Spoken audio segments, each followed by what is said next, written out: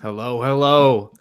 Welcome back, friends. It is good to see you all. Thank you so much for joining us. It is April 24th, 2019, and you already know this. This is the A-Side Live Chat Podcast. I hope all of you out there are having a tremendous start to your week.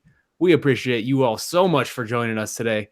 And this is a bit of a weird show. By now, it is no secret. This will indeed be the last episode for the S&M team before Marc moves on to ESPN next week. We're all very happy for him. I could not be prouder of my guy. I'm sure we'll talk about it at some point on the show.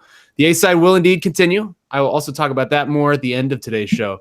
But first, for one last time, let me bring in my guy here, the OG, the hardest working man in the business, the California King himself, Mr. Marc Raimondi. What is up, Marc? How are things over in the kingdom? What an entrance. What an entrance. Thanks, man.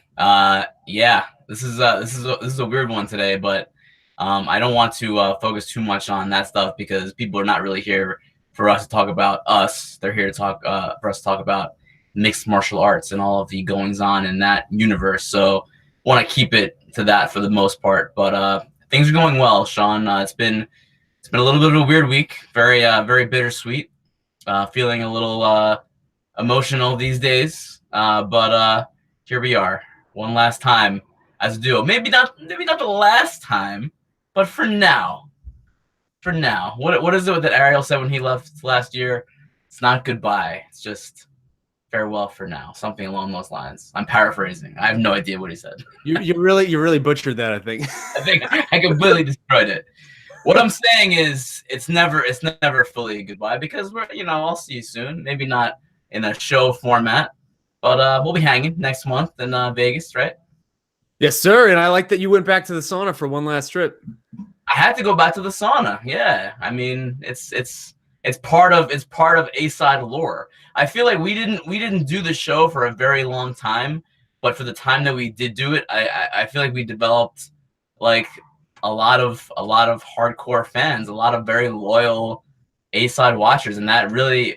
I'll talk about this later, but it means a lot. Like seeing the responses the last 2 days, it really does. It really means a lot. I'm not a very emotional guy on that side of things. I'm an emotional guy. Like I get fired up and I like to yell, but not so much on the other side. But it's been an emotional week. Yeah, I will say the response has been pretty overwhelming. I think just the love and support we've heard from you guys, we definitely do hear it, and we appreciate it.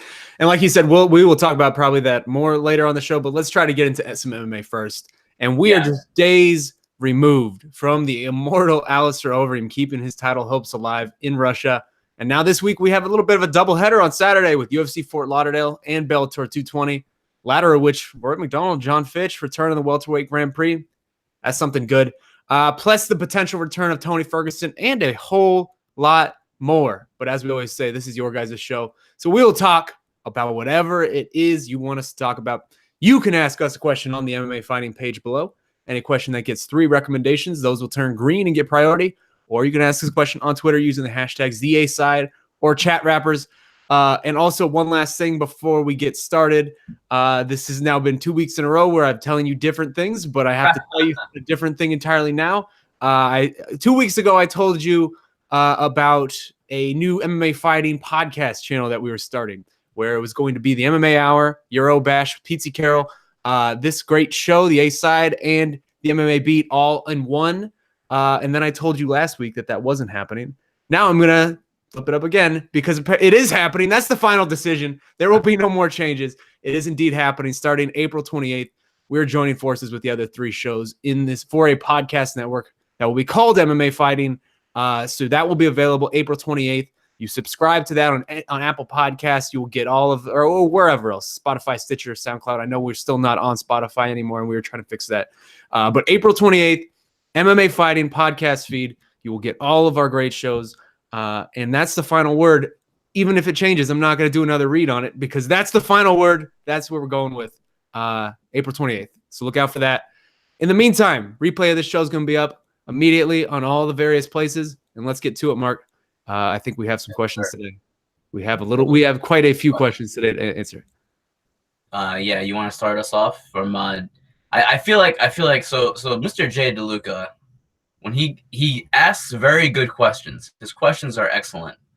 The man, as an editor, you gotta condense these questions, my guy.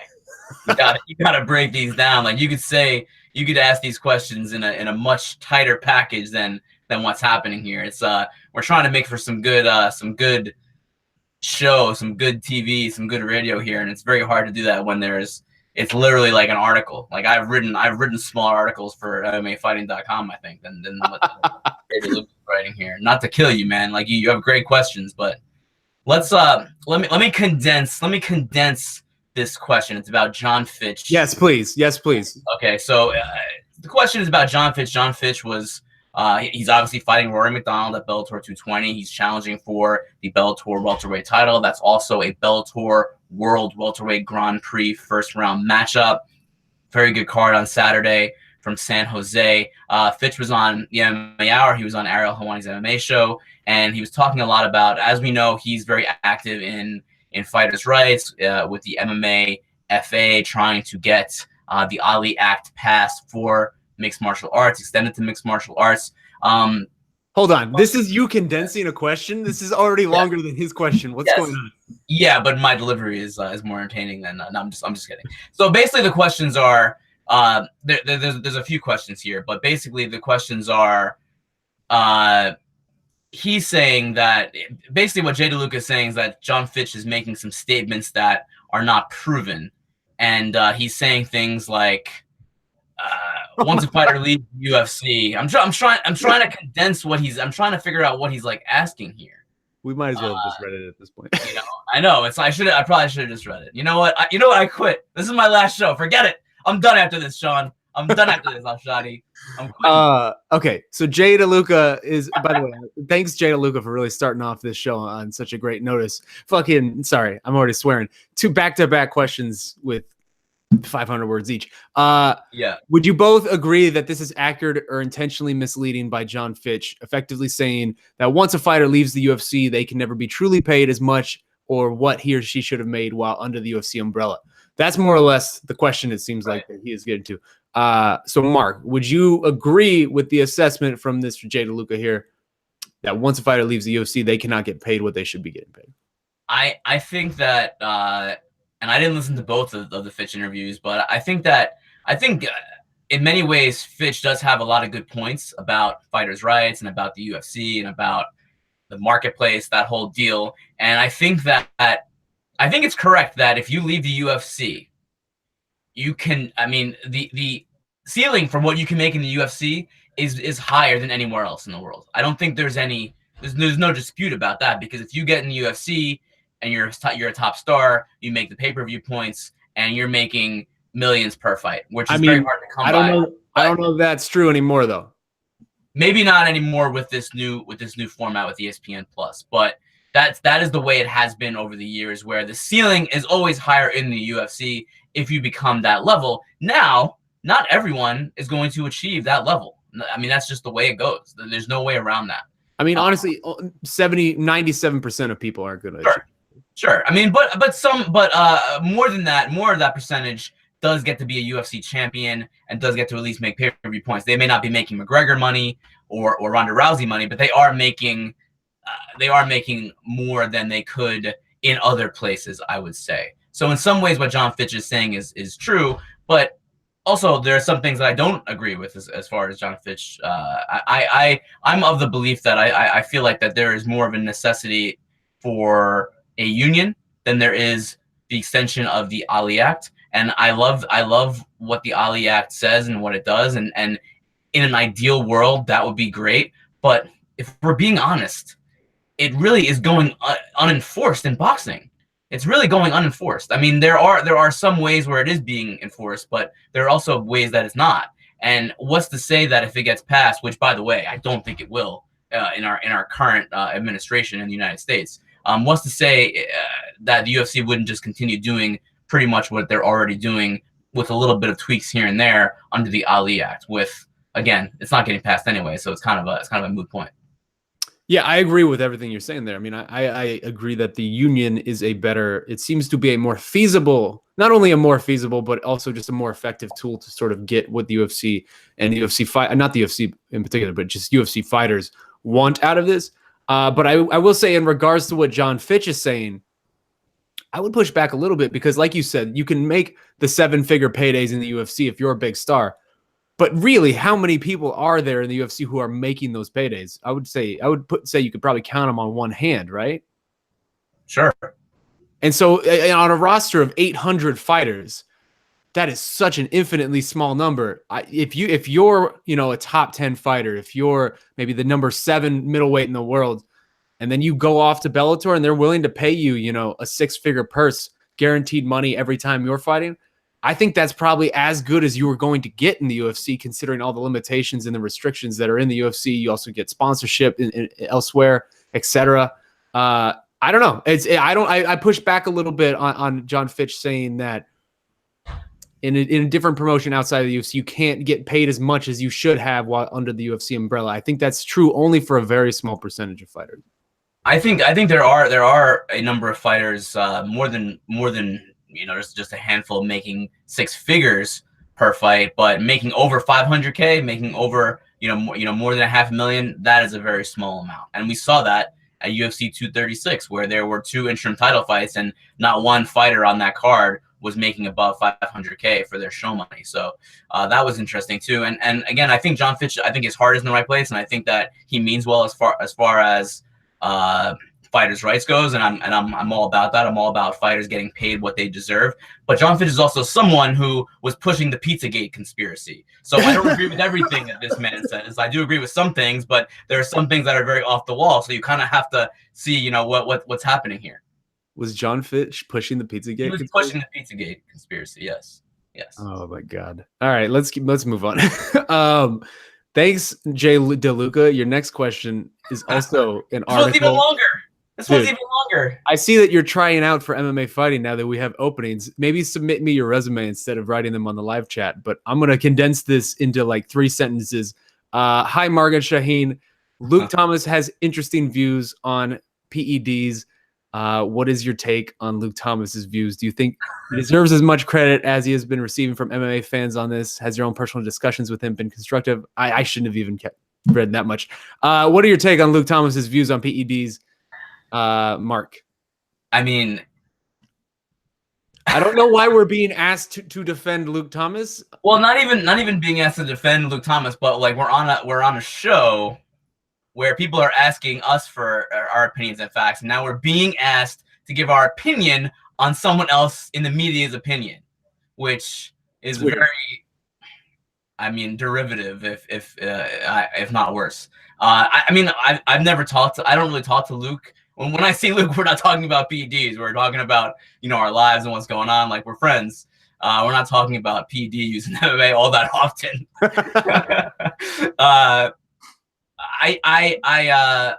What I will say is that I don't agree with everything that he says. I think that what he does say does come from a position of research and methodology and knowledge. I think he has studied the topic. The one thing that I will say that I disagree with, and I know that he's not as anti-PED, I guess, as some others, and that's a very, very loose representation of his opinion. It's way more complicated than that. But I will say that when I think about anti-doping and PEDs in the sport of MMA, my focus is always going to be on the fighters who are not doing anything and the fighters who want a clean sport, which I think is by far, especially now, the majority. I don't know about that. Well, let me finish. I'm just saying we've had about 5,000 arguments on this show, and you're constantly defending PED users, but that's neither. I am not defending PED users. Hey, who's the GOAT? Who's the GOAT? Who's the GOAT? Sorry. What's that? Who's the GOAT? John Jones. Oh, okay. Look, every case is different, and I think that's also very important to note. I'm serious. You're laughing at me, but how you can't argue with me on that one. Every single case is different. It's a case-by-case basis. No 2 cases are exactly alike, and it has to be taken in that way. There's no other way to do it. You cannot paint everyone with a broad brush when it comes to PEDs, and I believe Lucas said that as well. But what I was saying is that you have to also look at the people who are not on it, who are committed to a clean sport, and it's really is just not fair for them if there are these people on PEDs where it's just not an even playing field. So that's my take on it. Give me a second. I'm looking up your various rants about how great Anderson Silva is. Give me a half a second. Yeah, Anderson's fantastic. He's fantastic. Oh my god. Yeah, no, Luke's takes on PEDs. I mean, I don't know. I feel like I'm a hypocrite, Shaun Al-Shatti. I would never call you that. We're too good of friends. You're gonna go with that next week? I would say between the three of us, me, you, and Luke, I probably am the strongest anti-PED person. I feel like that I'm a little more of the give and take of. Did you just spill something? No. Seems like everything's fine over here. Don't worry about me. I'm probably the strongest of the three in terms of like staunchly being against sort of where people stand if they use, et cetera, et cetera. But I mean, that's one man's opinion, and we're all gonna have our different opinions. If we didn't have different opinions, how would this be any even remotely interesting? I mean, that's what makes the media interesting, right? Is hearing people talk about their different opinions and defend them. So I'm not going to argue with Luke when Luke's not here. So thank you, Jay DeLuca, for your tremendous start to our show. We appreciate you. I do appreciate ThunderKiss65 writing in reply. The only thing worse than Luke Thomas talking about PEDs is 15,000 sentences about Luke Thomas on PEDs. Oh, well done. All right, next up, let's talk about something fun that happened this past weekend, man. Yes. Quick question for Mark. Actually, maybe I guess we could use this. Is Alistair Overeem next for Anderson Silva? Couldn't miss the episode. Best of luck, Mark. You gotta love it. That's from our good friend Eduardo Bueno. One last one. I'm gonna use this to skip to the Overeem question because I thought that's what this is gonna be. This is next one's coming from Rob Holland, who's asking over and over and Overeem. That's a great headline. That is a great headline. This man has 9 lives in MMA. When you think he is done, he starts claiming W's again and in good fashion as well. Do you think he has another crack at the title, and how would you favor his style versus DC? Who do you think he will fight for the title when DC is gone? Have a good one. Man, this past weekend, Alistair Overeem did it again. He is nearing the age of 40, and this man has had 9 lives in MMA, and it continues to keep going for him. Gets that first round win over Alexei Oleinik. It was a wild ass fight. It was a very crazy fight for however long it lasted. Mm-hmm. What were your initial takeaways from Alistair Overeem continuing to keep this going, man? This train is still rolling all these years later. It is so incredible what he's been able to do. I mean, the man has over. Are you getting feedback on my end? I'm hearing an echo. No, I'm good. Okay. Now it's okay. It's just crazy, man. Like what Overeem has been able to do over the years. I mean, he's got more than 60 pro fights. I mean, he was a K1 champion.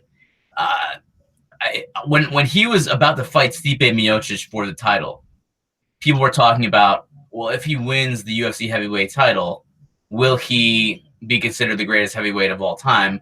And that was a debate, and it was up for argument. And I don't know. I mean, you can go either way with it. But that was 3 years ago. And he's still winning fights. He's won 4 times since then. That is insane. And against Mark Hunt, against Fabricio Verdum, and against now Alexei Oleinik, who, don't sleep on him, by the way. You know, he's a veteran of the sport, and he's been very good in UFC lately too. I mean, at what point do you have to put him on that very, very elite list of heavyweights in MMA history? I mean, I think he's got to be on the short list, right? I mean, the longevity, career accomplishments. The one thing that he's missing really is the UFC heavyweight title.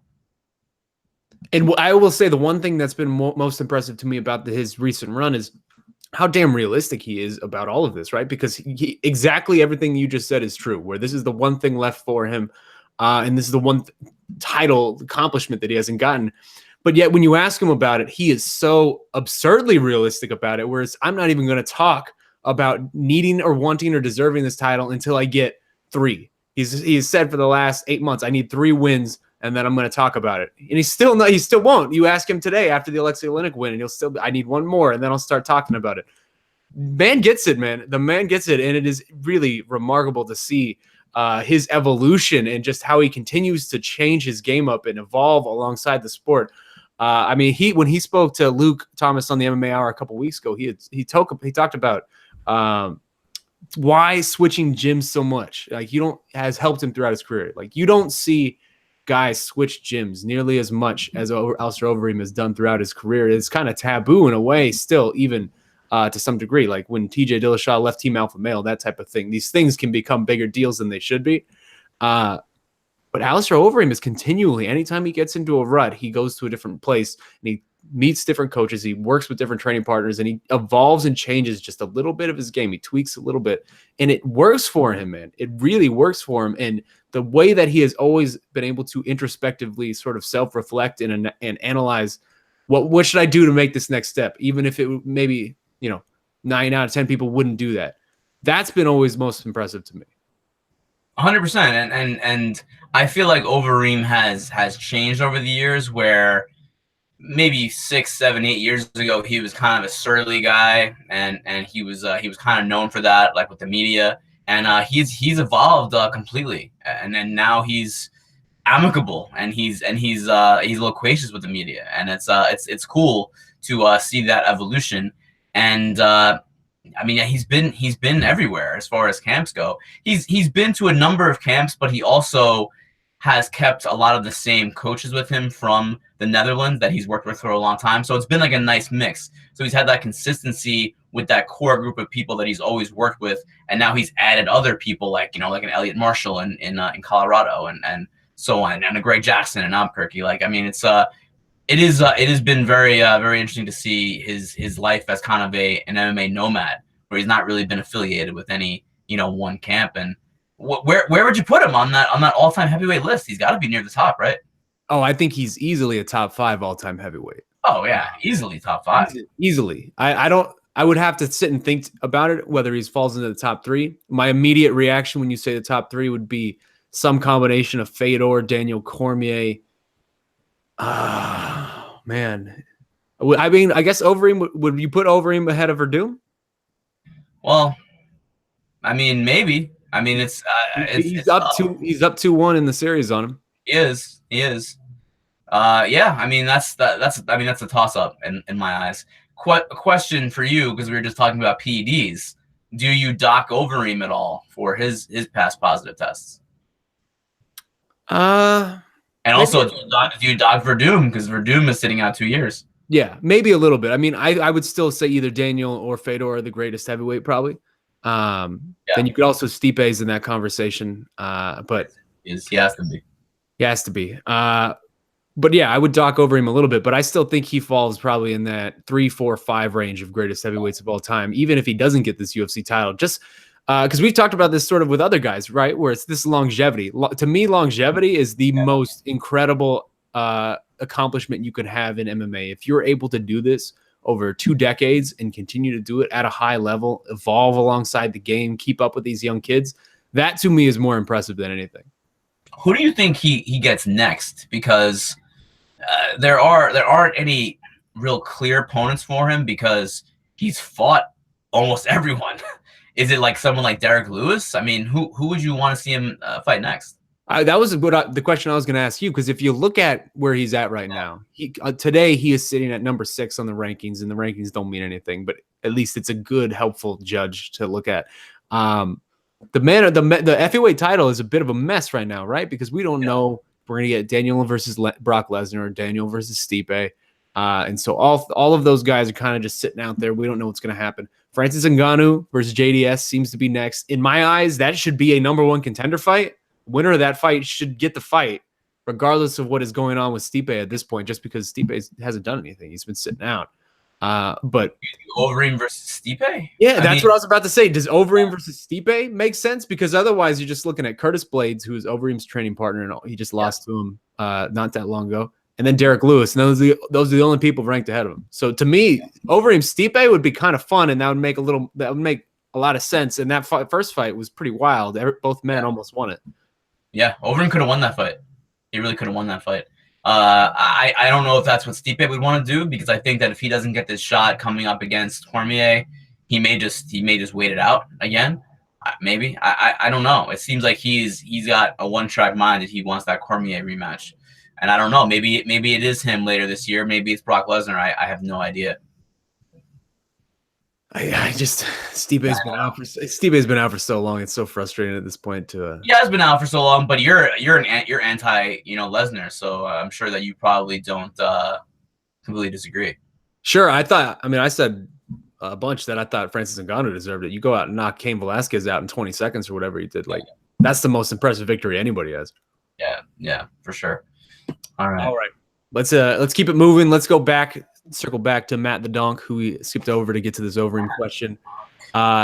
This is a little round of true or false. Always enjoy this. Let's get one last round of this. True or false, Marc Raimondi, John Fitch winning this weekend would be a promotional nightmare for Bellator. I mean, a promotional nightmare? Nightmare. I mean, I guess in some ways true. I don't think it's really a promotional nightmare. I mean, Fitch is still someone that people want to watch. I know that he's not the most exciting fighter in the world, but that's not necessarily a barrier to being a draw. I mean, he talks a little bit. He's still well known, but I would say, as far as like, if you compare Rory McDonald to John Fitch, yeah, okay, true. It would not be a good thing for Bellator's drawing capabilities moving forward. I would say false, and I would say false purely because of the structure that is leading into this fight, right? Because it's a tournament, and so even if he wins the title now, he still has two, at least minimum, more fights to go before if he emerges from the tournament as champion. And one of those fights is probably going to be against Douglas Lima, and that is a difficult fight.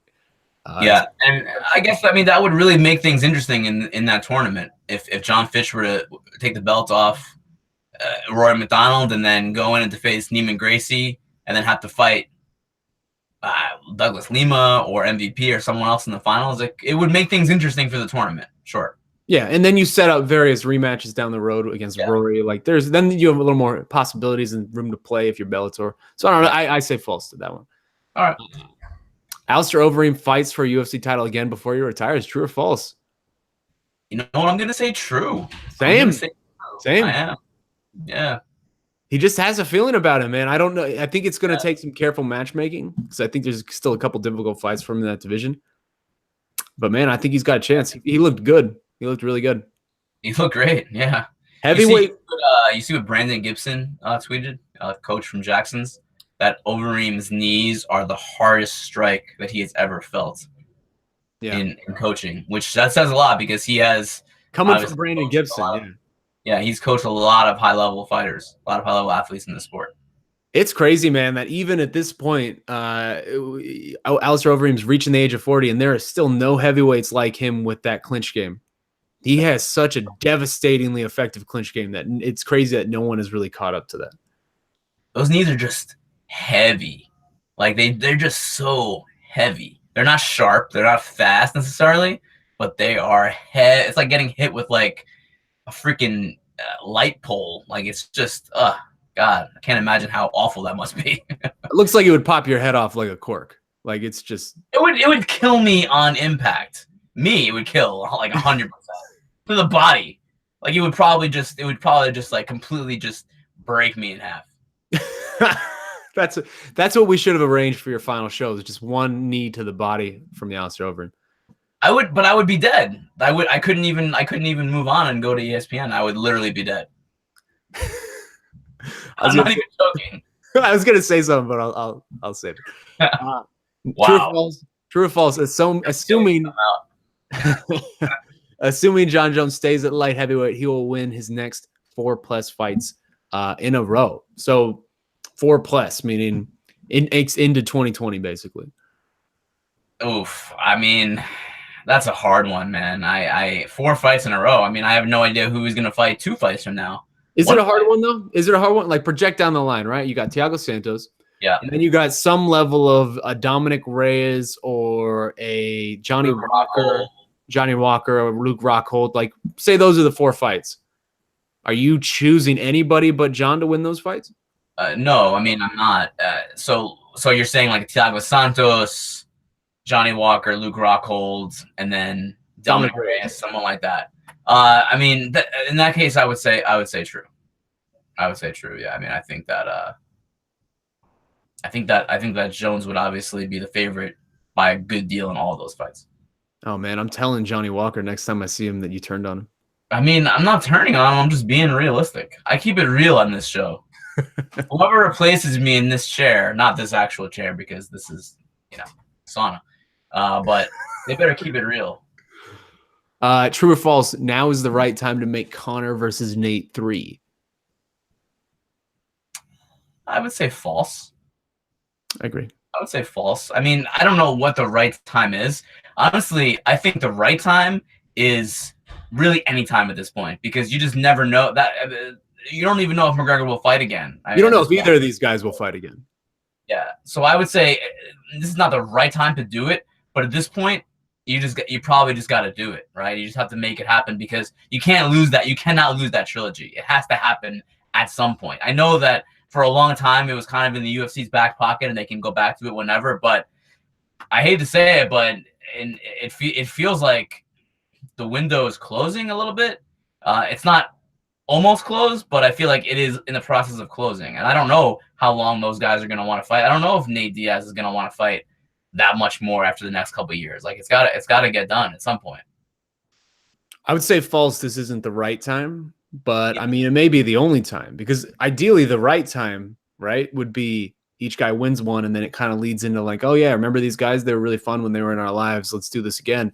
And then that becomes bigger. I think if you just roll it out now, I don't know that it's as big as it could be, but at this point, this is like the only high profile matchup in the UFC that is a guaranteed pay-per-view blockbuster that has literally no implications on the title picture whatsoever, which is extraordinarily weird to say. But say this fight happens, does that change the lightweight title picture even remotely?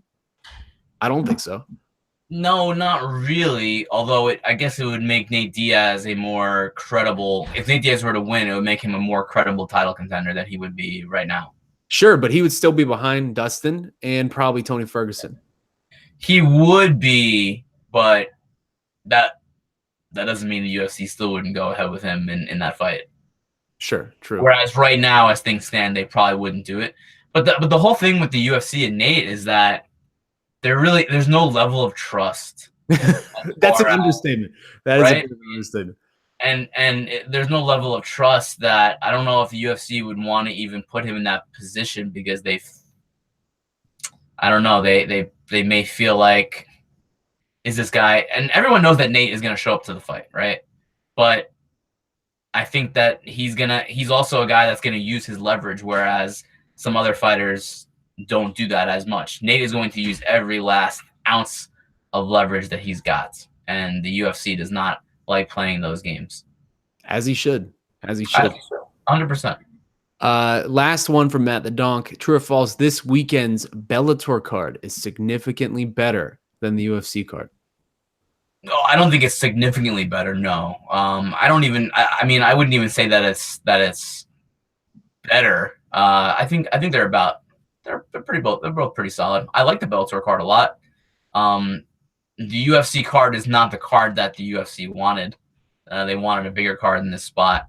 They wanted a main event with a little bit more cachet, but it didn't happen for various reasons. But no, I mean, I think it's still a pretty good card, top to bottom. And the Bellator card is good too. I mean, 2 title fights. Rory McDonald trying to come back from that tough loss to Mousasi. I mean, I dig it. I dig it. I would say the UFC's card is better, but only by a little bit. And I would say that because if I had to rank sort of my top 5 fights for this weekend that I'm looking at, I think the UFC would probably get 3 of them. Yeah, I mean, you're probably talking about Alex Oliveira versus Mike Perry, right? Oh, absolutely. That's my number 1. Yeah, 100%. And then I have also in there in some order, Jacare, obviously, versus Hermanson. Yeah. That's interesting. Also, it's John Lineker fight week, baby. That's always worth celebrating.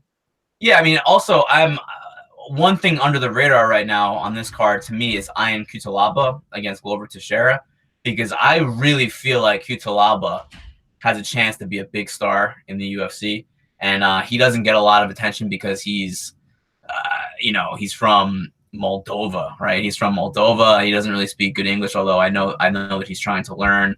But he's got a lot of charisma, and he's exciting as hell to watch.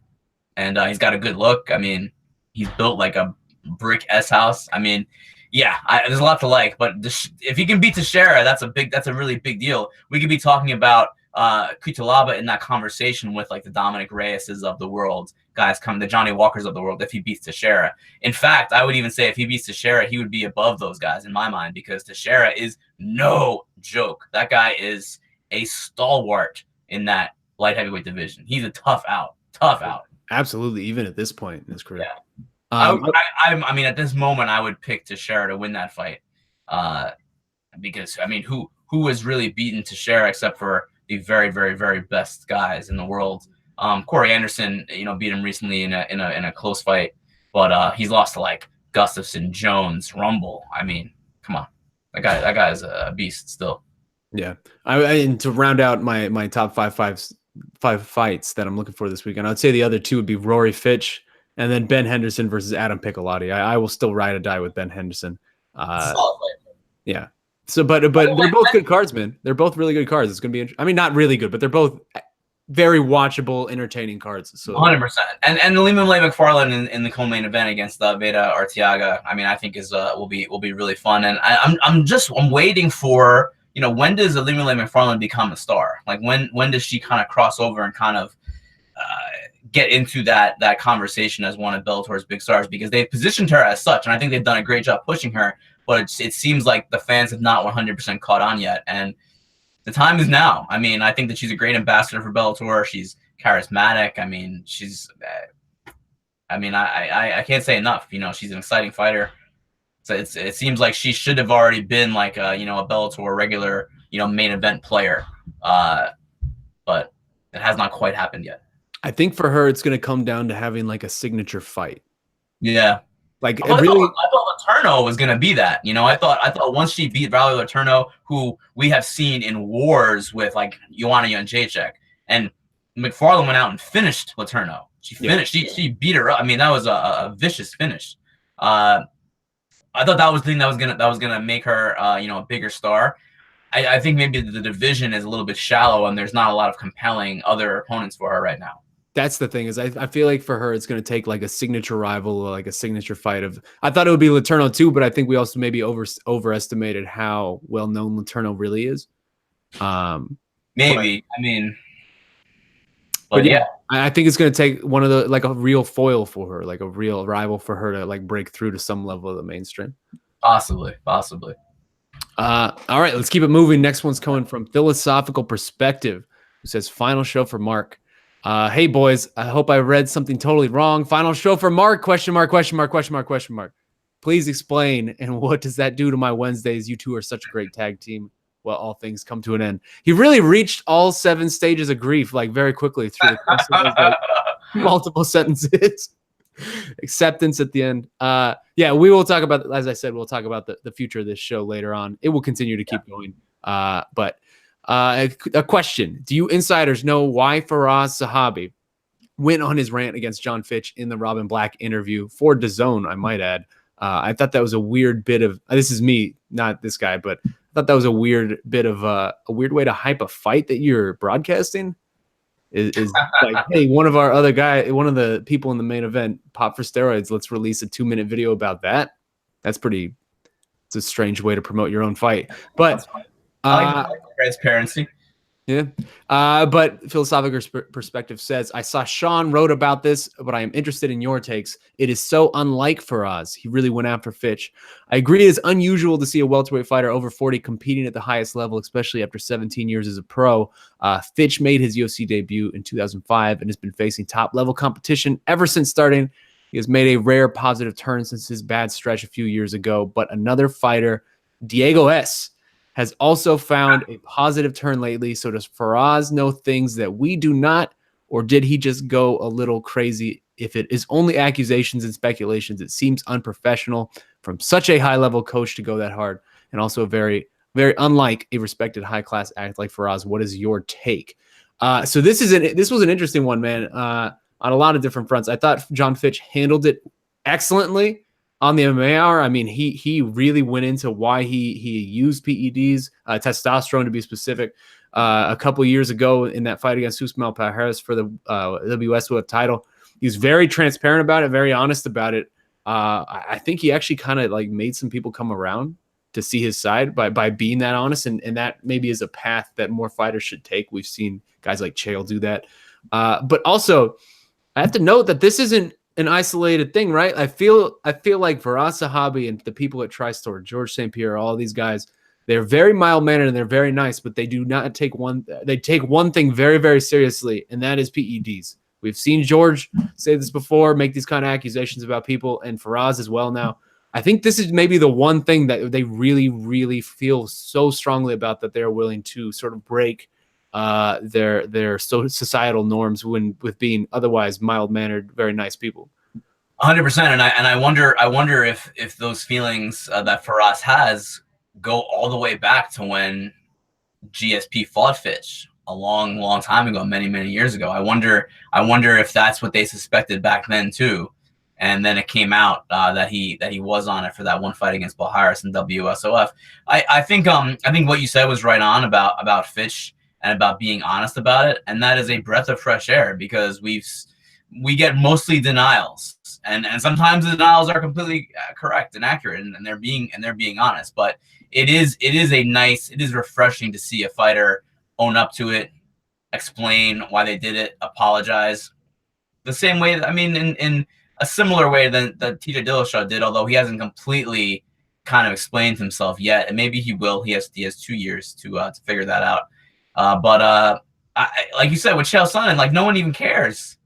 No one even cares that Chael Sonnen was on stuff. You know, no one cares. The guy has like 5 jobs now. Yeah, I mean, he's my new colleague at ESPN.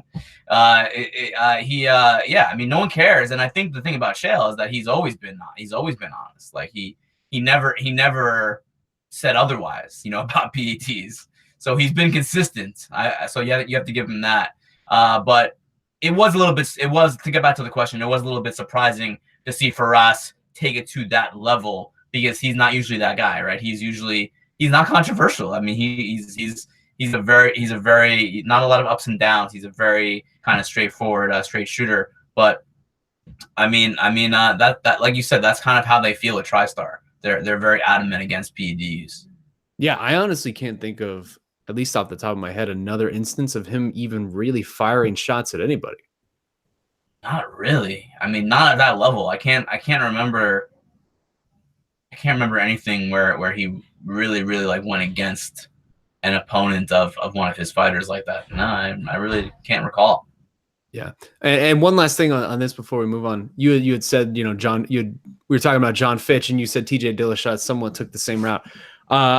I'm almost of the mind that the way John Fitch handled this, to me, really feels like the best way to handle this, just being completely upfront, completely honest, completely transparent. I feel like TJ Dillashaw should have. I agree with our colleague Jed Mashu here, who had a good point that TJ Dillashaw, rather than do what he did, I feel like he did the worst way to handle it. I feel like you either stay silent and let it blow over, because it will blow over, because everything blows over in this day and age. In 2 months from now, no one would even care or remember. Or you go scorched earth on this MFer and just throw everybody on the bus. Be like, yeah, I did that. Here's why. Here's everybody that knew that I was doing that, and all of you guys were doing it too. And just go and name names. Just go full scorched earth on this, because why not, right? It's all entertainment. Who cares? No, come on. Jed would say that, though. That is definitely a Jed thing to say. No, I think he handled it fine. I think that again, it's still early on in the process. I think at least he owned up to it, and then maybe he'll talk more about why he did it and that sort of thing later on. I thought what he did was fine. I think I mean, he should have at least gotten better audio. It was impossible to hear what he was saying. He should have gotten. I mean, sure, he should have gotten better audio. But I mean, I appreciate that he did own up to it and basically say that he did it. That, you know, he was guilty and he made a mistake. So can't really ask for anything more at this juncture. I think that he earned some respect, at least from people. Again, I think did he though? Because to me, I mean, we're completely off tangent at this point, but it felt to me that he was more sorry that he got caught than anything else. So I don't know that he earned a ton of respect for that. I appreciate him speaking about it, but I don't know that the content of his message really changed anybody's mind. Yeah, maybe not everyone. I mean, certainly not everyone. But I think, I mean, in my mind, I thought he did a solid by doing that, where he could have denied it. He could have said it was, you know, he didn't know what he was taking or something like that. I mean, there are things that you could say that people, you know, may believe, like your fans, you know, would believe. And he could have taken that easy route, but he took the hard one and he owned up to it. So I respect that. I'm not saying that completely absolves him from doing what he did, because this was a bad one. This was a pretty bad one. I respect that he did that he owned up to it. There's Marc Raimondi again. That smirk on your face? Marc Raimondi, the old PED defender. Oh yeah, okay. Sure. I'm just messing with you. Next one's coming from Rob Holland, who wants to know about our good friend El Cucuy. What is next for El Cucuy?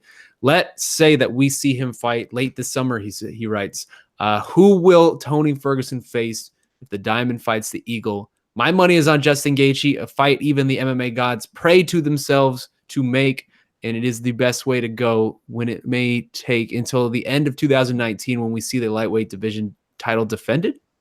And somehow that was a question. Personally, I would hate to see either man lose, just like Dustin and Max. So yes, Marc, you worked a little on this story this week. Tony Ferguson appears now. I mean, we haven't heard from the man other than just random social media postings, but it appears as though he is ready to return. His wife's restraining order was not re-upped effectively. Correct me if I'm wrong.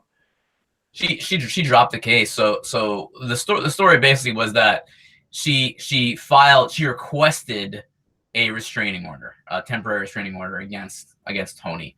And the hearing, you can request it, and then when you request it, basically that sets in motion, you know, court proceedings, and it's like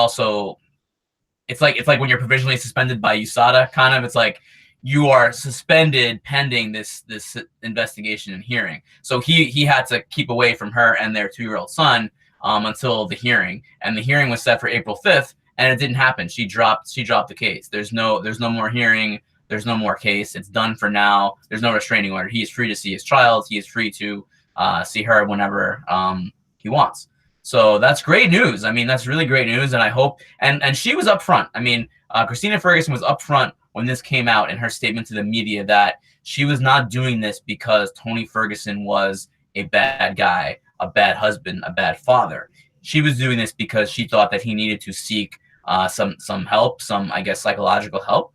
And that's why she was trying to force the issue, because she felt like she needed to do that from a legal and I guess on record way, rather than just because I guess she tried to do it the old-fashioned way by trying to convince him to do it. And there were instances where he was going to do it, but then he backed out. So she tried to do it that way to kind of force him into it. And I guess, and we have to presume that maybe this is happening. And he wrote on social media a few weeks ago that the UFC and his management company, Paradigm, is helping him get the help that he needs, which I think is great news. And look, again, he's not a bad guy. He never, he was never really, he never hit her, stuff like that. Like, this is a very different case than other cases that we've seen in other sports and in MMA as well.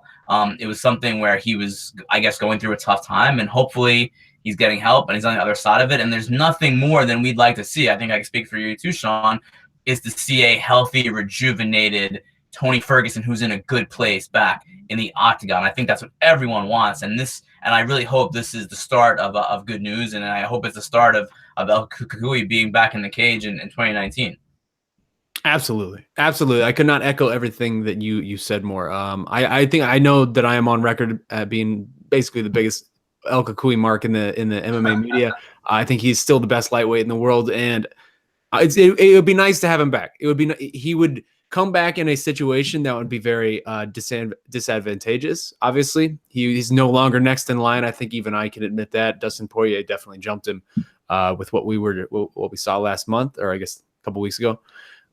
So it's good, but it would just be nice to have him back in the mix, because he does feel like that obvious next man in line. He may have to fight once more at this point, but it's just fun to have Tony Ferguson around. And obviously, I want to hear from him, man. I want to know that he's okay. I want to know sort of what he went through and sort of where his head is at this point. Because I would imagine this has been such a frustrating road for him over the last several months, man. He's only fought twice in the last more or less 2.5 years, both times in October.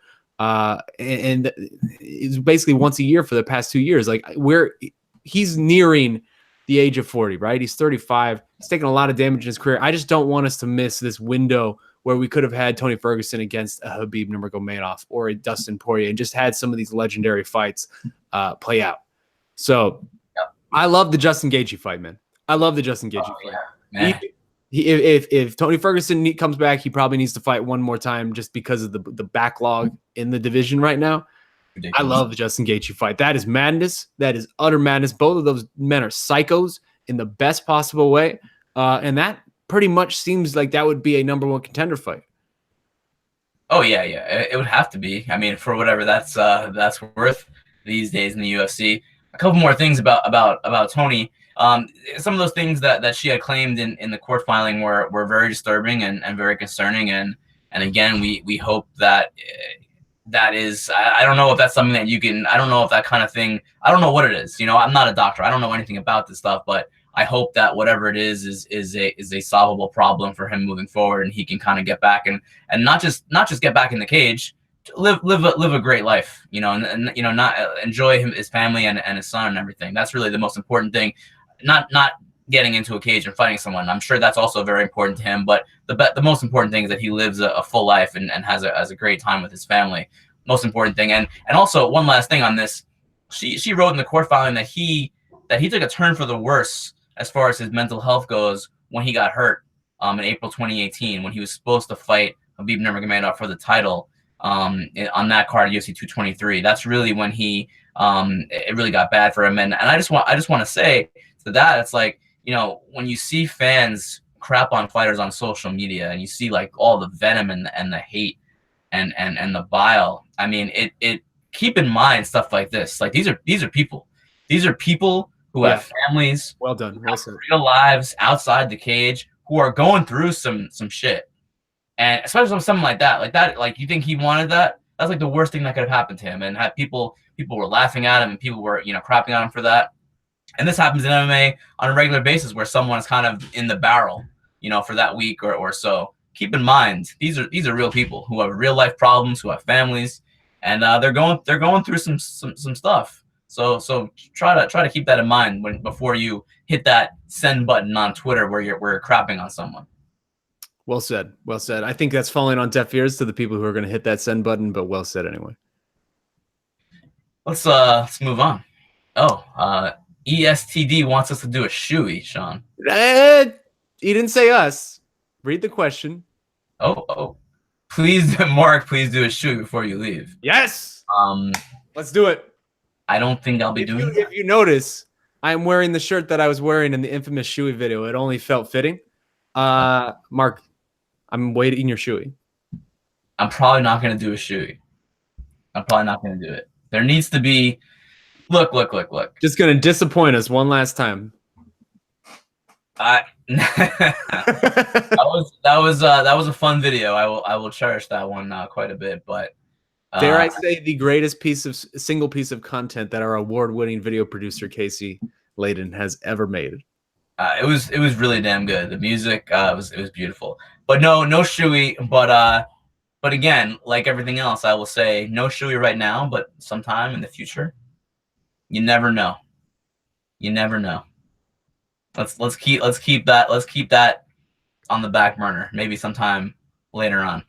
There will be a shoey reunion at one point or another. Never know. You gotta do one too. I'll do one next time. Next question's coming from Rob Holland, who says, please tell me Marc is going to work as Anderson Silva's PR manager. He already does. He's just kind of taking on more responsibilities. Shaun, who will replace the magnificent Marcus Raimondius? And Marc, please tell me the GOAT has hired for his PR. Also, Shaun, please share your most memorable Marc moment. A side without Marc, pros, no more endless Anderson Silva GOAT debates. Cons, No more Anderson Silva. That's good stuff, Rob Holland. Well done, I Rob. don't even think there's a question in there, but yeah, who's replacing me, Shaun? Yeah, I guess we're kind of winding down the serious questions at this point, so might as well talk about it. So I yes, want to know myself. I'm curious. We do not. You are much too valuable to the team. No one man can replace the imposing shadow that you cast over this program. Opposing shadow. So I don't know. We're gonna try some things out over the next couple of weeks. We're gonna have some fun.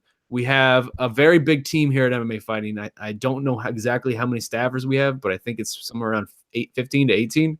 No, there's not that many. Are you crazy? I think you're wrong. We got a lot. Like 13, I think.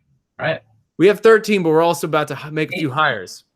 Oh, a few hires. Really? Please. We have 13. We're about to make a few hires. I put it out on Twitter yesterday. Please fill us in. If you guys are interested in working for MMA Fighting, email me. I put my email address out on Twitter yesterday. I've gotten over like 200 emails from that, so maybe that was a bad idea. But hey, whatever. But we are gonna switch things up. We're gonna. What's that? Who's MMA Fighting hiring? Oh, you don't care. It doesn't matter. I do. I'm asking you. The fans. No. It doesn't involve you. You know.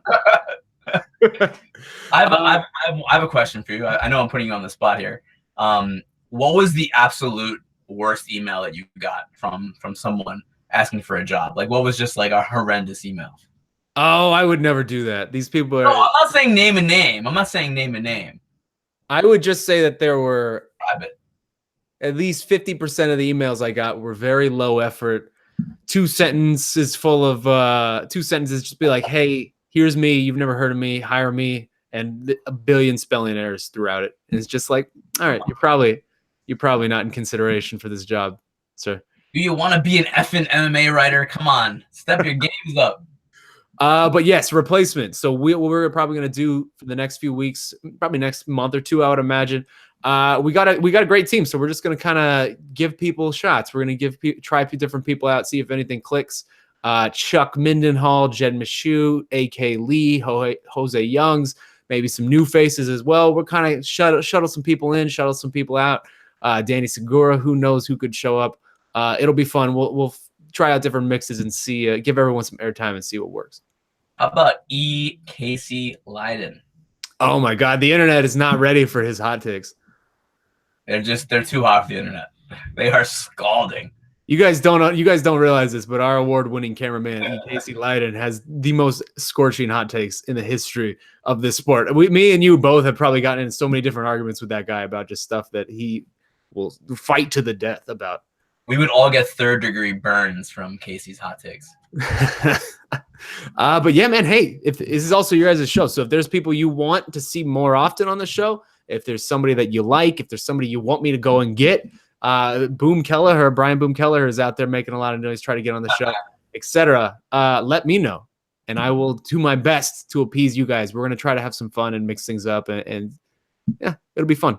Try some things out. Should we move on to our next question? I want to know this answer too, from Brian Billings. Oh wait, 1 second. We didn't. Also, Shaun, please share your most memorable Marc moment. Oh, okay. All right. That's. Let me see. So, we've known each other. We met. I mean, we knew each other vaguely, but we met 5 years ago at Hendricks Lawler 1, Dallas. In Dallas, and since then we've had a lot of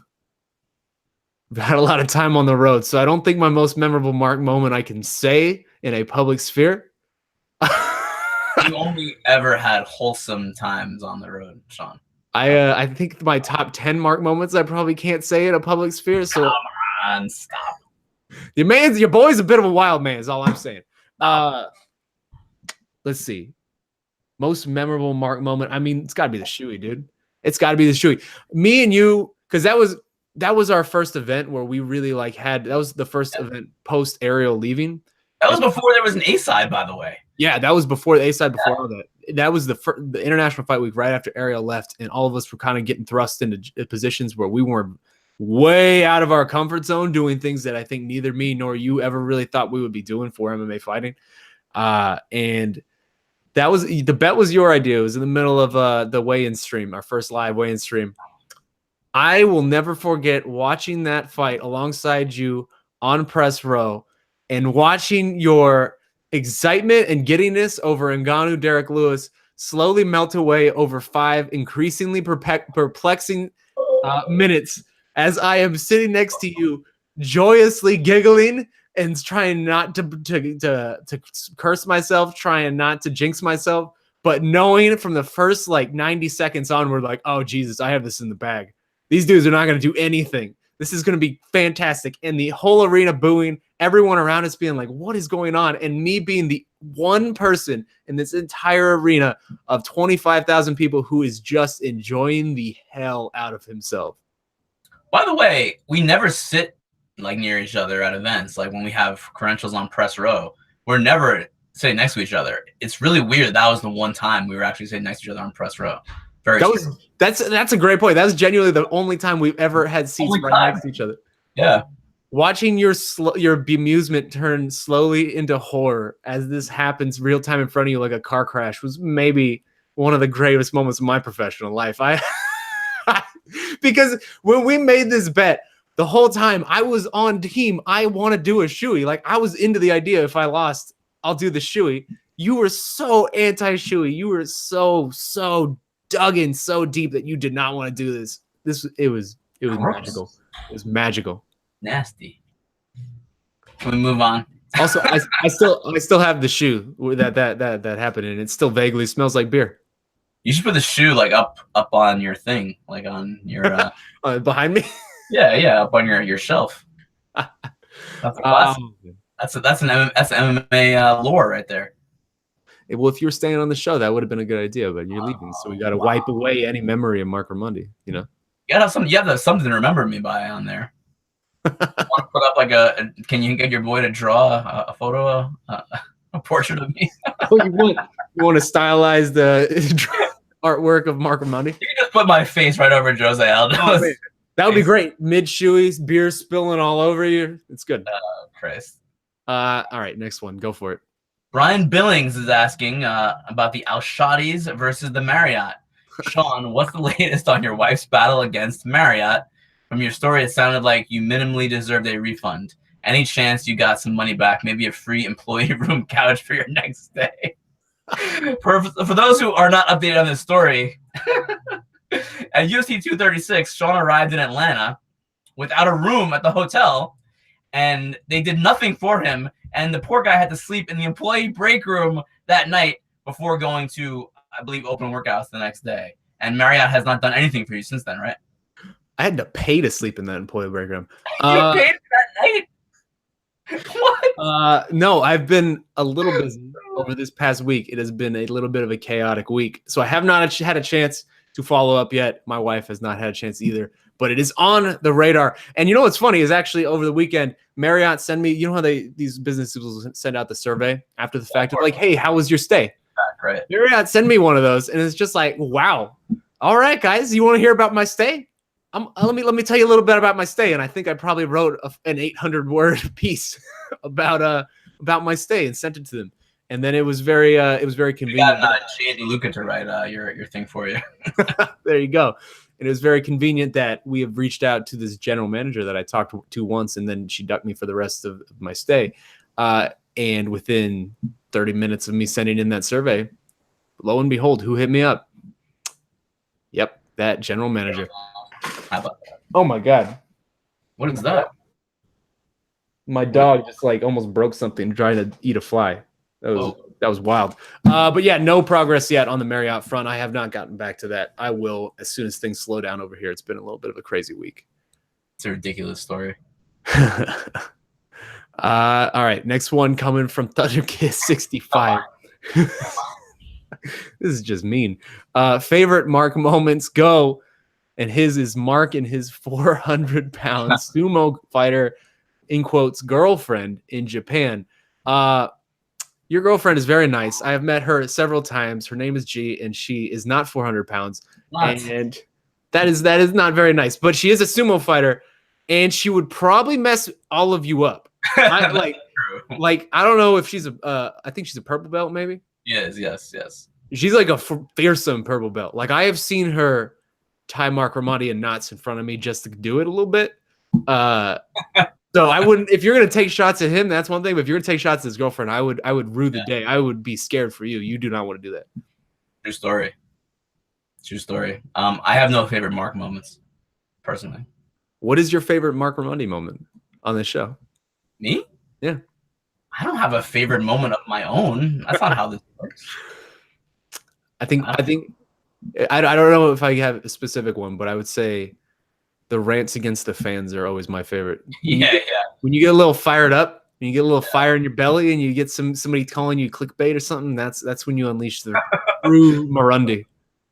Yeah, all right. I'll go along with that. I did enjoy my promo on Phoenix. that was enjoyable. Oh, on the fans, that's right. The terrible Phoenix fans. All right, let's keep it moving. I feel like it's just gonna be silly stuff from here, but why not, right? Probably. That's okay. Yeah, why not? Gonna miss Marc, and this one's coming from Duncan Hills. What's one thing you really wish you had time to talk about before on the show and never got to? Maybe a promo you never got to do. Also, is there anything you don't want to leave unsaid for us fans? Well, I'm gonna finish off with my promo, and that's gonna be about a little bit of that. But no, enough. I mean, there's nothing that I haven't held anything back. I mean, I've said everything that I've wanted to say. I mean, I can't think of anything that I haven't said that I want to say. It looks like you're about to say something. What is on your mind, Shaun? I mean, if it was up to you, this would be a show that would basically be 60 minutes of MMA and then 60 minutes of pro wrestling. So I think I've held you back on a lot of the pro wrestling conversation. I mean, I get it. Look, I'm a fan of pro wrestling. I know that some of our loyal followers and listeners and viewers are pro wrestling fans, but also a lot of them are not. And I get it. I know I have to kind of walk that line a little bit. I don't want to go too far on the other side, but no, that's fine. I think I've said my piece enough about that topic. All right, let's keep it moving. Next one's coming from Trumbo, who says Bellator versus UFC this weekend. Bellator main card this weekend is pretty darn good. UFC card is meh, except Perry versus Oliveira, which is fire. Which card will be on the big screen at your house, and which will be on the small screen? Oh, I like the way that is phrased. Yeah. That's an interesting way to look at it. All right, what do you think? That's a good question. I don't know. I mean, if I'm being honest, well, I'm on Saturday. I'm off. I'm done with MMA fighting on Friday, and I start ESPN on Monday. So technically, I'm unemployed on Saturday. So I don't know what my plans will be on my day off, which I don't get many Saturdays off. But I don't know. Maybe I won't watch MMA at all. Sure. Of course I will. Fucking crazy. I don't know. I don't know. Probably picture in picture. MRFers. Picture in picture. You know what's funny is I'll actually have Saturday off too. You have Saturday off? Yeah, for once. It's one of my really good buddies' 30th birthday, so I'm doing something with him. All right. But if I was watching live, I think, I'm not gonna lie, I would probably have Bellator on the big screen. Oh, all right.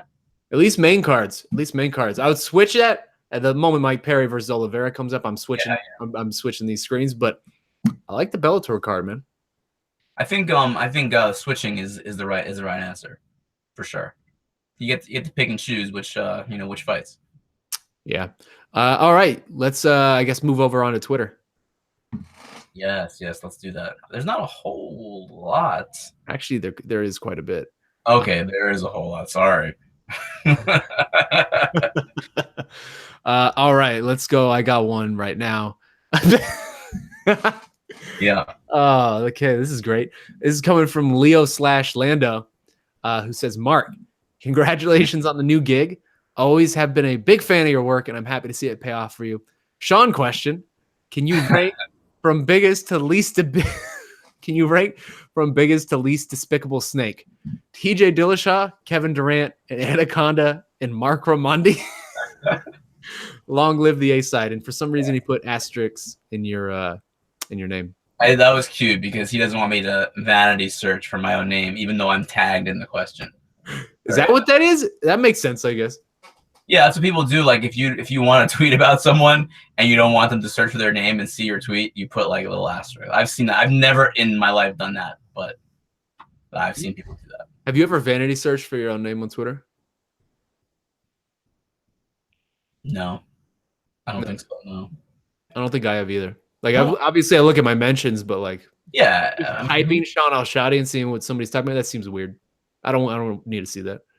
I don't care. Like, I don't think anyone's really tweeting about me. Like, also, and if they are, it's not anything good, right? Probably not. So yeah, no, I'm good. Like, no one's just going on their Twitter feed being like, you know who I really like? That Marc Raimondi, and not tagging you about it. Maybe they are. I feel like those people tag you. But let's see. Rank from biggest to least despicable snake. Oh my goodness. I mean, Kevin Durant is the biggest snake on this whole list, easily, by far. It's not even close. Come on.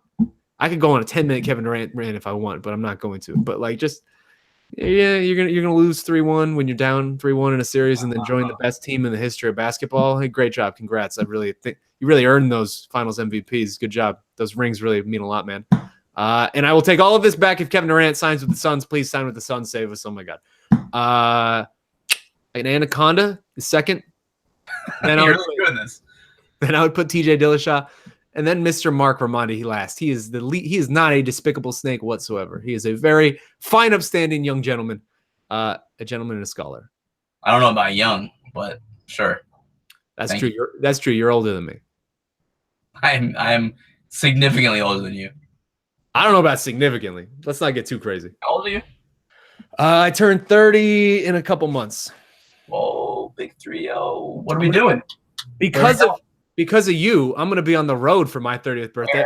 I wasn't supposed to be, but now I'm gonna be. Where? Chicago. We got a party. Yeah, we definitely do, because turning 30 on the road seems very depressing. Chicago's a great city. Turning 30 all alone on the road seems like the most depressing. You're not gonna be alone. You're gonna be with your friends. We'll go out. There you go. If you guys still want me, around, maybe you don't want to hang out with me. I don't know. That's okay too. That's okay. I get it. I'm trying not to be overboard. I had something queued up, but I didn't want to. All right. What do you got? One? Yes, from Diddy Bop. Our old friend. Yeah. Will we ever see Frankie Edgar give 135 a go? If so, what would your dream matchups be for Frankie at 135, and how good would he be at that weight, considering he's always been undersized his entire career at 45 and 55? I think the longer we go, the less likely it is for him. Yeah, I agree. He's not going to do that until he gets his last shot at 45, and who knows when that's going to be at this point. I feel like he still earns it right now, but Volkanovski could take him over if he defeats Jose Aldo. But I mean, you never know. I always feel like Frankie Edgar has like that one last chapter in him where, say things go wrong at 45 and he's nearing the end of his career and he maybe has 1 or 2 fights left. He might do like a little last second venture or detour down to 35 to try to get one last title. Right. Yeah. I mean, he doesn't need to do it. I know that people have been calling for this for a very long time. I think that the secret to Frankie Edgar over the years has been, he's been undersized, but he also doesn't go through with those ridiculous weight cuts where he's depleting his body and he's coming into the fight a shell of his normal self. And I don't even think like the weight cut would be to 135 would be like that bad on him. I think he walks around to probably like 155 or around there. So like which is honestly probably about the same size as a lot of 35ers now. I think Dominic Cruz is bigger than Frankie Edgar, but that's been to me, that's been one of the secrets of his success, is that he is durable and he's able to outwork a lot of these guys because he's not cutting a stupid amount of weight. So I don't see it to be necessary, although I mean, I wouldn't mind seeing just to see what he would look like at that weight, to see if he'd have a lot of success. And I think he would, but he's still doing great at 45. Yeah. Let's get one coming here from Maze Flare Sword, who says, totally flying under the radar, but your boy Greg Hardy is the co-main for this weekend's fights. Would you say that that's the UFC pushing because his name is attached to a popular sport, or his management is that good? So yeah, I was a little surprised by this too, but I guess only as surprised as you can really be in this sport. I mean, this is pretty typical. Greg Hardy goes out, loses his UFC debut, and nonetheless is the co-main event for UFC Fort Lauderdale this weekend. What do you make of it, Mark? Yeah, I mean, I don't think it's got anything to do with his management being good. I think his management is very good. It's his management is very good. They're very good. I mean, the Collar brothers are you know, two of the best in the business. But I don't think that's why he's in the co-main event. I think he's in the co-main because I don't think he's necessarily making more money to be in the co-main event. I think he's probably making the same as he would if he were, you know, in like the opener of the main card or something like that. Oh yeah, no, purses don't work like that. Yeah. So I don't think it's necessarily that. I think it's really just more that the UFC sees a situation where this is a guy that has a crossover appeal. He has a name that is familiar to people who are not just MMA fans, who are, you know, NFL fans. This is also, don't forget, this is ESPN. It's on ESPN. People who watch ESPN know who Greg Hardy is because of his time in the NFL, you know, warts and all. And also, unfortunately, the bad stuff, you know, the domestic violence accusations and the investigations by the NFL have unfortunately made him someone that people know even more. So there's that controversy too. And unfortunately, we're in a world of controversy where the UFC is going to use people throwing dollies through buses in promo videos to hype a fight. And this is something I feel, obviously domestic violence is far worse than throwing a dolly through a bus, but this is where we're at. Controversy sells, and he's a familiar name, and he's a better known name than everyone else on the card. I mean, outside of like a Jacare, right? So I think that's really where that comes from. I mean, I'm not saying I agree with it or I don't agree with it. I'm saying that's just what it is. No, I mean, that's exactly where it comes from, right? Like, because I always use this as an example. But anecdotally, I have not heard from any of my friends about any fights recently, and my friends are very, very, very, very casual MMA fans. They will only pay attention to the biggest fights. And I have not heard from anybody about fights recently at all, other than this week when I have had a few people hit me up, be like, hey, is Greg Hardy fighting this week? And I think that's it. That right there is why he's in the co-main event, because like you said, the ESPN audience knows who Greg Hardy is. So it doesn't matter what we think. They're going to keep doing this, I imagine, unless he just loses, you know, a bunch in a row. Yeah, I mean, unless fans who actually do care about that kind of thing don't watch, and they are active and vocal. But to be honest, I think there is a segment of the population that really hates that. And again, I'm cool with those feelings, and I don't love it either.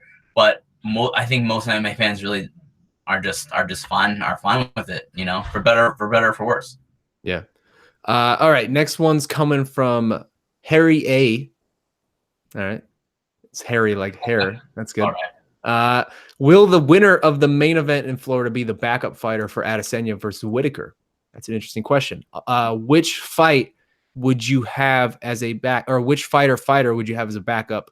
He also adds, way to sell out, Marc Raimondi. Just kidding. Congrats. We'll see you from behind the wall. We'll see you behind the wall. Maybe not from Brazil.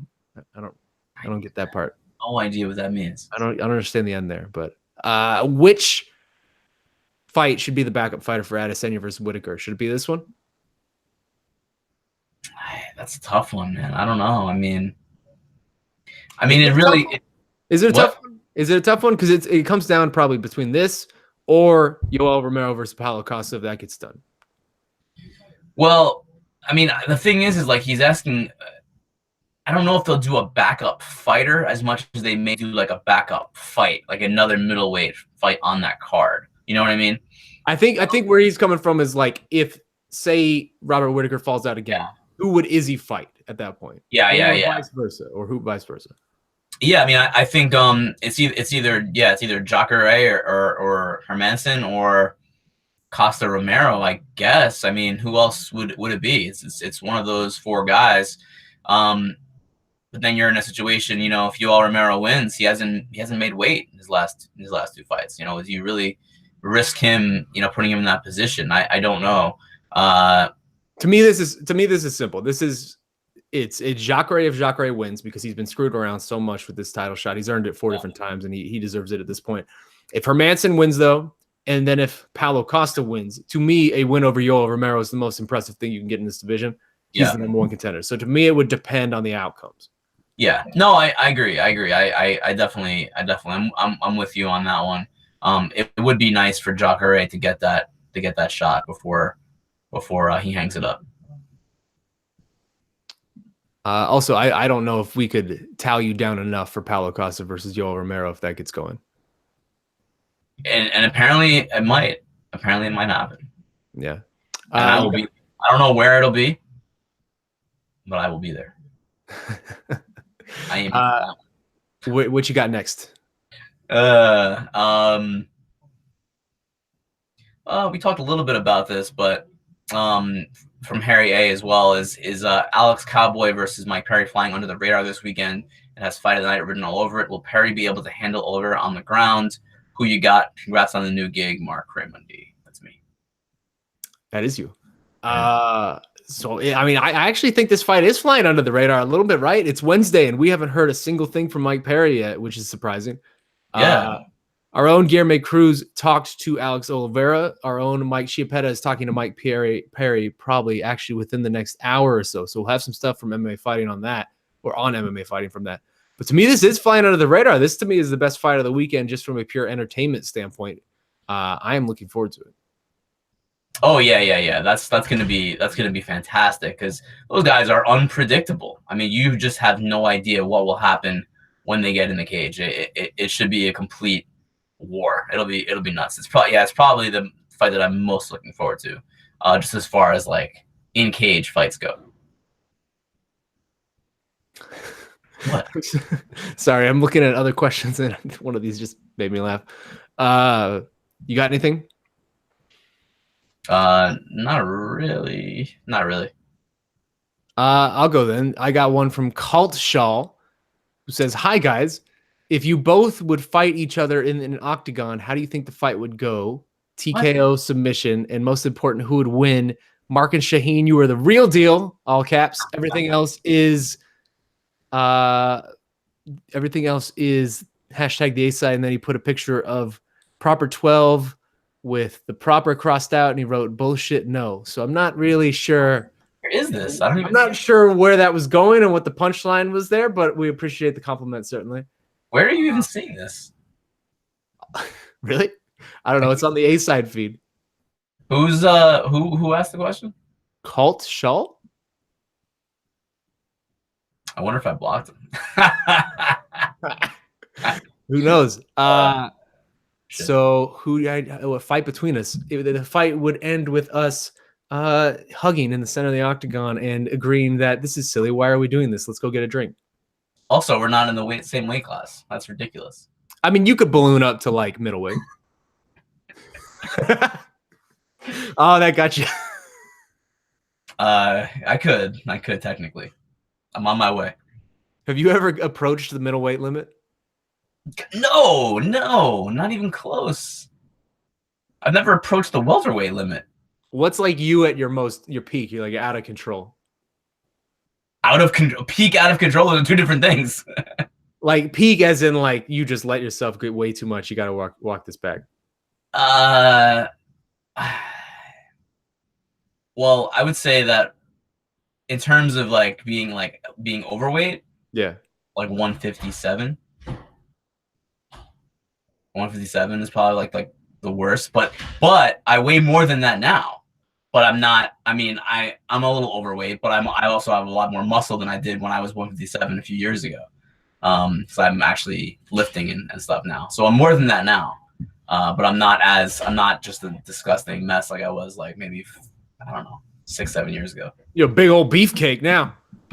Well, I'm something. I'm working. Let's see if there's anything else.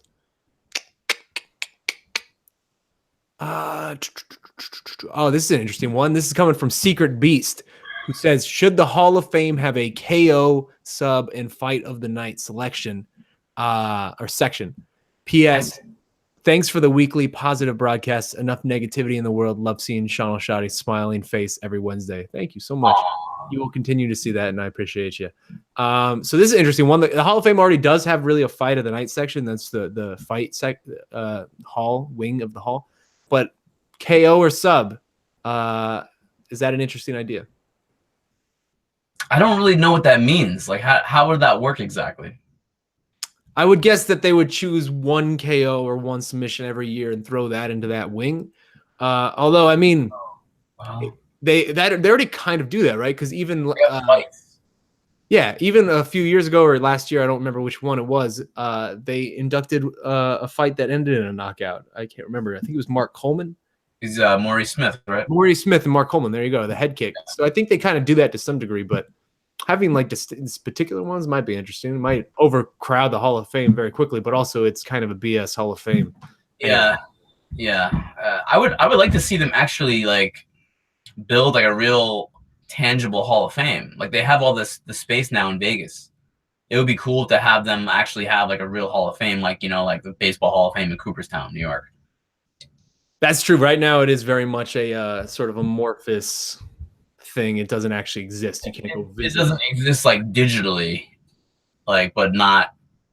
You can't like go to any one place, and see like memorabilia and like plaques with the Hall of Famers. I think that would be awesome. I mean, there's really no like, is there even an MMA like Hall of Fame like where there's like a museum or like there's not one that has like everything that it should need to have, and the UFC would have a lot of that stuff or would have the capability of getting it. I mean, in a perfect world, it would be like it would be independent, and it wouldn't be a promoter, and a promotion doing it. But the UFC has the resources to do something like that more than others would. Yeah, maybe one day, man. I feel like one day, at some point, we're gonna see something like that. That would be cool. I mean, have you ever been to any of like the Basketball Hall of Fame or like the Baseball Hall of Fame in Cooperstown? No, the closest I've gotten is a couple weeks ago in Georgia. They did the open workouts at the College Football Hall of Fame, so I was just generally get a sense of it. But that's cool, though, right? I mean, it's nice.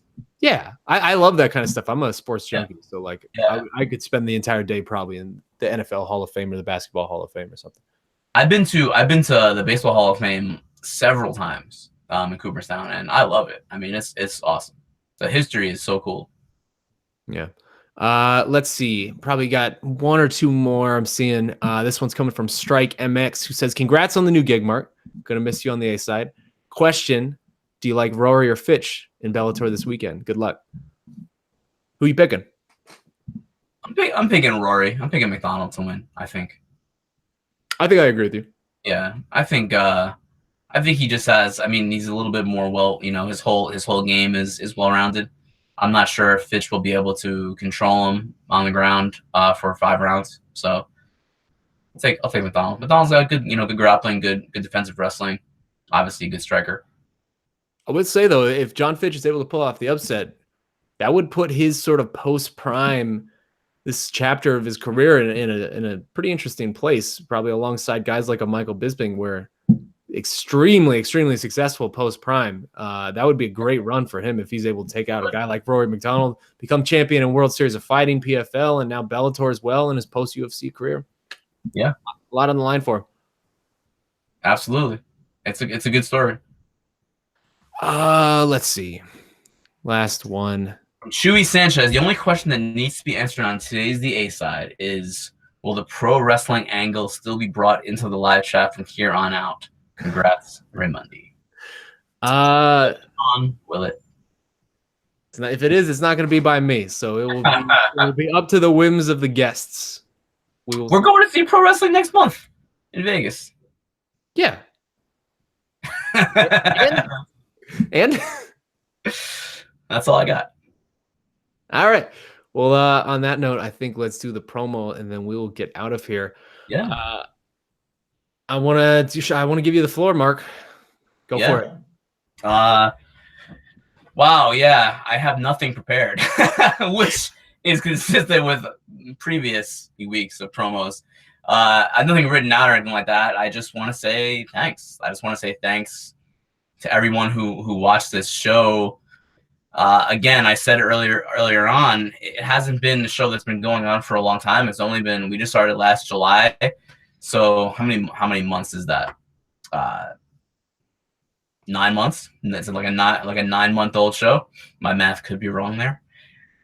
But in the time that it ran, and it wasn't always smooth sailing for us technology wise. I know we had our issues here and there.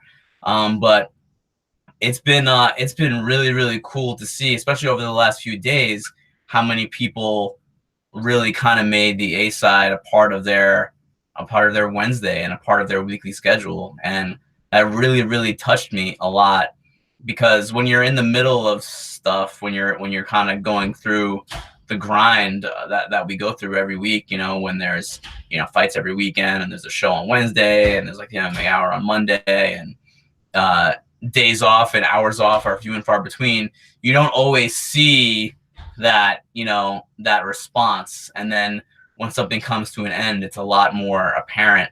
And I just want to say thanks to everyone who reached out to me over the last few days about the show, about missing me being on the show, congratulating me for the new opportunity.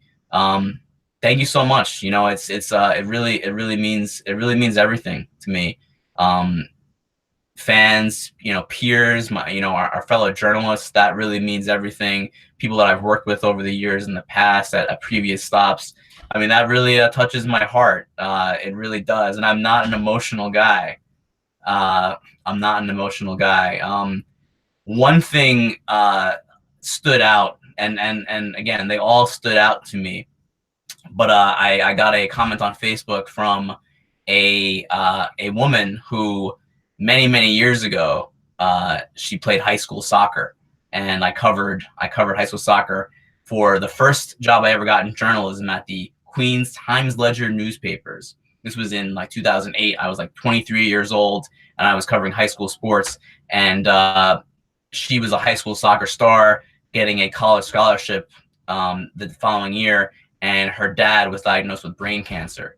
And I wrote a number of feature stories about her and about her dad, and she went on to take her team to the city title. She won the city title with her team, and she actually wrote on my Facebook congratulating me for the ESPN job, saying that she has all the articles that I wrote 11 years ago about her and her dad, and she cherishes them. And that really got to me, man. Like that's the kind of thing that it kind of means that, you know, what I'm doing around here is also touching other people, because it touches me every day, but it's also having an effect on others too. And that was I got a little emotional when I saw that, and I'm not gonna get emotional now, damn you, Al-Shatti, but yeah, I just want to say thanks.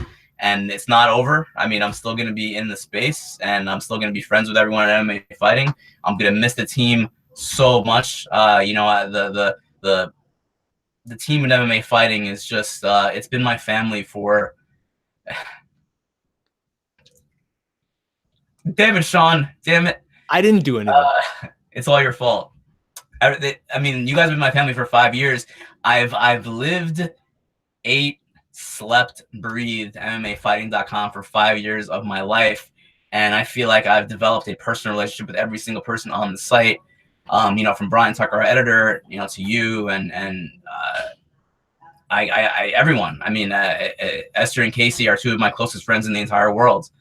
So I'm gonna miss everybody a lot. Is this really happening right now? This is so not me at all. It's okay. But yeah, it was not an easy decision to make, because I do love everyone dearly, and I still will. But I guess you know, when it comes to professional decisions and career decisions, I'm very excited about my next step. It's ESPN. Does not get any better than that. It is the pinnacle of sports journalism. When I told my mom that I was accepting an offer from ESPN, she cried herself, and she said that when you were a kid watching SportsCenter on your couch, you said, "I would love to work for ESPN one day," and I didn't even remember saying that, you know, because I'm just so like entrenched in what we do every day. But that was kind of like seeing the forest instead of the trees, because sometimes I see the trees and I don't back up and see the rest. And that's kind of been what this week has been for me, kind of seeing everything and talking to everyone. And I hate that this is about me. I don't want that. Like, that's not why I'm in this sport or why I'm in journalism. I don't care about me. I want to tell the stories of others. I want to present facts. I feel inform people that things that they may not know. That is why I do it. That's why I get up every single day.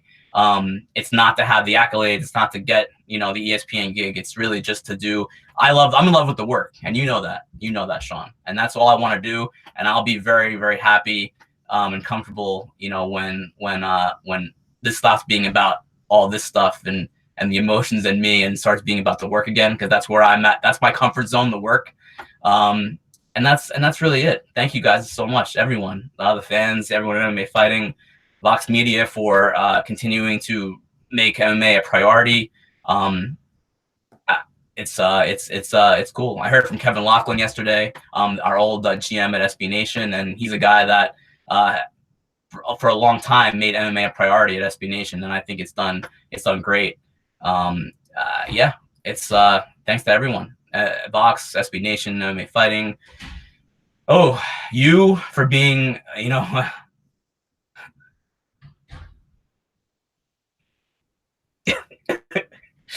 for being a great co-host, a great friend over the years. We'll still be friends, obviously, I hope. I'm gonna cut it off here before I get too emotional. But thank you, everyone. It's been the time of my life. Well done, man. Well said. It's okay. You can let it out. No.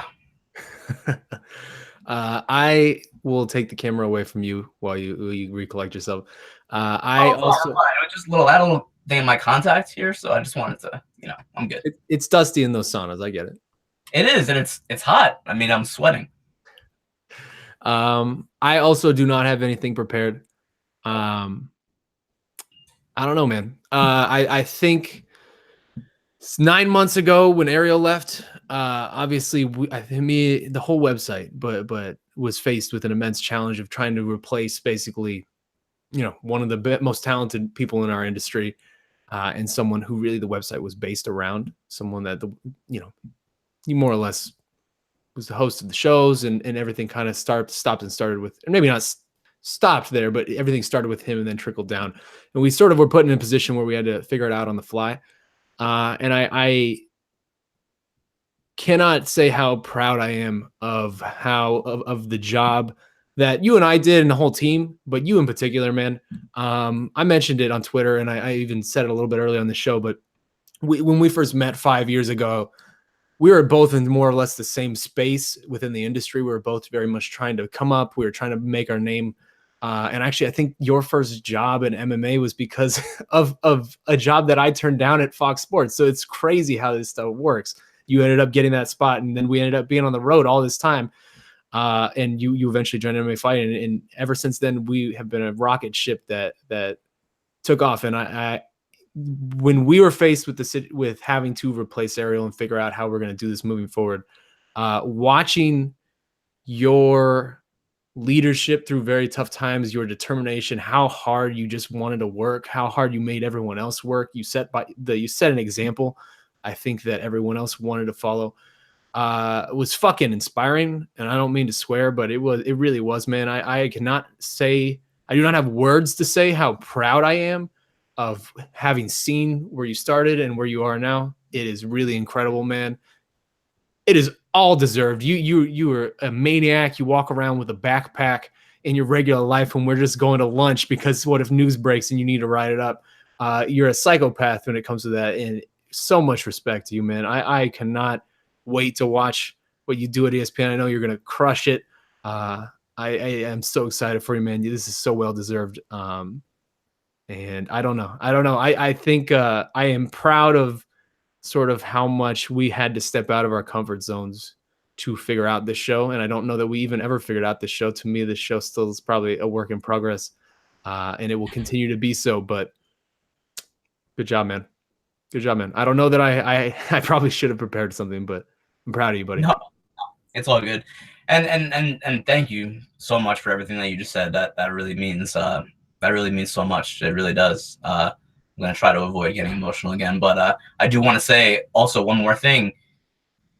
MMA fighting is not going anywhere. You guys are still going to, be kicking ass and going to all the events and doing everything that MMA fighting does. And one person does not make a website. And I know that you guys will carry on and still do great without me. And I'm looking forward to seeing that as well. And I wish you guys nothing but the best. Absolutely. Like we said, this is not the end. this is just farewell for now. I will be back in the spot next week, and we will continue to keep the train moving. Can't wait to see what you do over there, man. It's gonna be fun. And to be honest with you, I think it's better for the fans. I mean, more options and more. This is really just means more MMA coverage, for everyone, and it's more to consume. And I think it's good. It's good for the fans and for the sport to have many options of coverage, not just one or two places to go for the best coverage. Absolutely. So with that, I don't know if there's anything else to say. This has been the last episode of the S&M version of the A-Side podcast. We'll be back next week. The train keeps moving and it'll be fun. We hope you guys will join us. In the meantime, thank you so much for making this a part of your life. Like we said, I was overwhelmed by the responses that we got. Sometimes it is hard to know whether what you're doing, people are actually paying attention. So we really appreciate all of you guys who have reached out to us over the last couple of weeks, or I guess over this week. Back again next week, the A-Side Live Chat Podcast. My name is Shaun Al-Shatti. That man, for the final time, is Marc Raimondi. It has been a fun ride, and we hope you will join us moving forward in the future.